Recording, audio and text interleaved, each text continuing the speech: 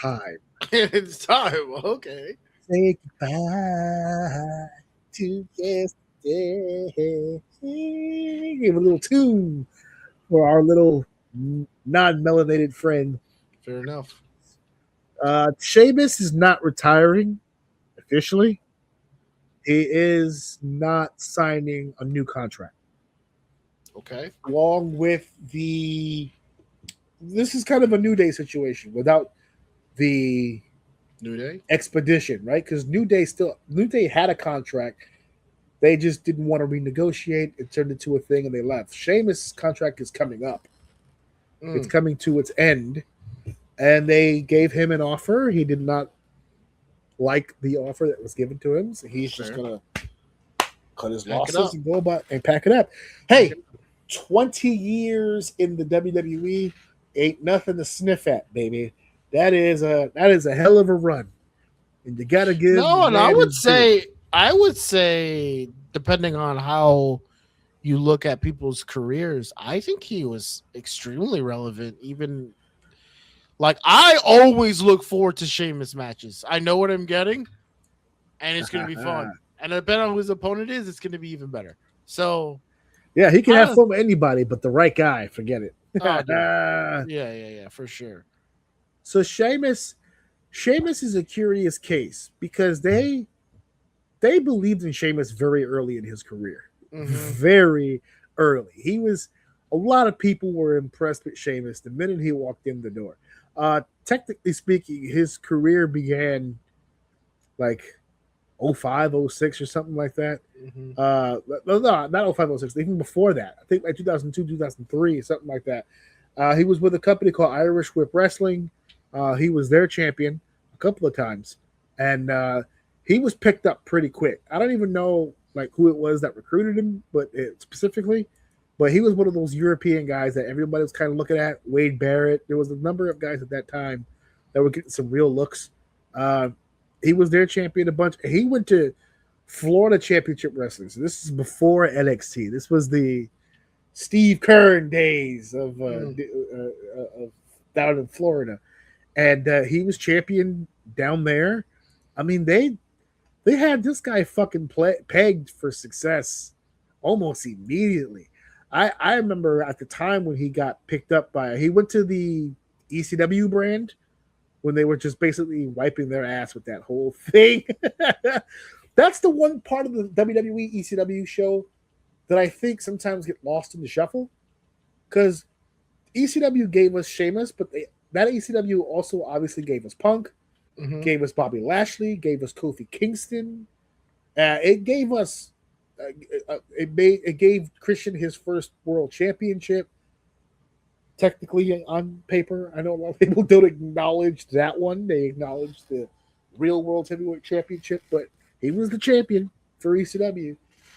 It really was kind of a cool brand if you change the letters. If you change the letters, it would have been something even better. But Right. Sheamus was a part of that, and then the eventual call up. And I don't know if you remember this, but within his like he was only on the roster, I think, for a few months. I remember they built him up as like this big monster when he came in, and then he came in and immediately had a match with like Triple H at WrestleMania. That he didn't win, but like it was the fact like here comes this kid straight out of fucking Florida Championship Wrestling. He's wrestling the game at WrestleMania and kicking his ass pretty fucking good too. If you watch that match back, he beat the Tito the shit out of Triple H. He sold for him pretty fucking good, and that was the moment I realized the workout buddy shtick. If you start working out with Triple H, you get an opportunity. It's the Dave Batista code strategy there. It's like you start lifting with Triple H, and Triple H goes, "This man can lift. Book him." It's just that simple. It's just that simple. He defeated John Cena within the first year of the WWE on the main roster and became WWE champion. And that was the moment he got on my wife's shit list. Mm. She was never a Sheamus fan after that. She'll admit that he's had some bangers for sure, but like she doesn't have like he who shall not be named heat with him. But Sure. she didn't like the fact that he won the title so goddamn fast. It bothered her a little bit. Like that's fast to be the WWE champion like 6 months in or whatever the case may be. That's pretty fucking crazy. And then I said, well, babe, I mean, Lesnar did it in 4 months. That's Lesnar, bro. Like it's Lesnar though. It's like it's Lesnar. You know what I'm saying? Like He gets away with it, right? yeah, when Lesnar came out of the womb, he hit a sick double leg takedown on the doctor that tried to cut that umbilical cord. He hit him with a sick inside push, a quick double leg takedown, pinned his shoulders to the mat, nice and easy. That was his first official takedown. He'd have several fouls and after at the University of Minnesota, of course. And yeah, so I mean, his resume is what it is. 3-time WWE champion, 1-time World Heavyweight champion, 3-time US champ, 4-time Raw Tag Team Champion, SmackDown Tag Team Champion, 2010 King of the Ring, 2015 Money in the Bank, 2012 Royal Rumble. One of those short title reigns that I told you about was Daniel Bryan. He had what was it? It was like 18 seconds. He defended the championship in the opener of WrestleMania and only lasted 18 seconds when Sheamus gave him the big boot. And 1, 2, 3. Sheamus holds the record for fastest world title win in WrestleMania history at 18 seconds. And so, would you say this? He's had a if you look at his career on paper, this is a remarkable career. He's done a lot of shit. But would you say that he was like would you put him in the conversation of like real players in WWE? Was he ever like one of those guys where you looked at him like, that's, he's on pace to be in the face of the company. This guy's like the guy in the WWE. I don't know if I put him there. He's on if I'm booking, he's on my card every night. He's a guaranteed banger. No pun intended. Okay. But like, do you look at Sheamus and go like through all those years, like top guy? That's a main event player right there. I don't know. And somebody did. Well, the right people did for sure. Yeah. to win the WWE Championship 3 times and a World Championship. That's 4 world titles in the span of your career. And every accolade. He's won the briefcase, the Rumble, the crown. He's won the tag, the mid card, the world. He's won at every level. He's won at every level. So there's something to that. But I don't know if I ever... Like, when we start sitting down and having the discussion, who are the greatest WWE champions of all time, I don't think he's in that conversation. That's no disrespect to him. There's a lot of WWE champions. I'm a big Jeff Hardy guy. I don't put him in that conversation. There's a lot of guys that I don't know if he was the champion for sure. There's nothing to disrespect about that. But was he the guy? I don't even know if he's the guy that works with the guy, because that's the title they put on Triple H. He was never the guy, but he was the guy that worked with the guy. You know what I'm saying? They had to get through Hunter to really prove, like, okay, Sheamus, was he really the guy that worked with the guy? I don't know. I don't know. Don't know. At this point, I have to swivel. I swivel my chair in doubt, like this. This is my doubt swivel, like this. I'll leave that judgment for the fanatics. I can't answer. I don't know. No, I'm also doing the same. I'm not going to sit here and tell you he is or he isn't. This is the one time when we have a conversation concerning a wrestler, or I would actually legitimately love to hear somebody else's version of the story. Where do they put Sheamus in the conversation? I would assume no, but I am obviously open to hearing the justifications, because I would imagine his accolades could prove otherwise. So really just kind of depends. That's a hell of a goddamn resume. That's what I'm saying. Yeah. It's like I'm a big Mick Foley guy. Would I put Mick Foley in the conversation of greatest champions ever? No. As great as he was, there's a guy who's the guy who works with the guy. Like, you know what I'm saying? Like, everybody who was a good champion, if you wanted to be a great champion, you had to go through Mick. Everybody at some point, Stone Cold, The Undertaker, you name them, Randy Orton, at some point, if you wanted to get on the map, if you want to have your name mentioned with the gods, you got to get through Mick motherfucking Foley. I don't know if there was a lot of people going, you know, want to take your shit to the next level, you got to fight Sheamus. you gotta, and I'm not saying Sheamus was an easy match. That's hate.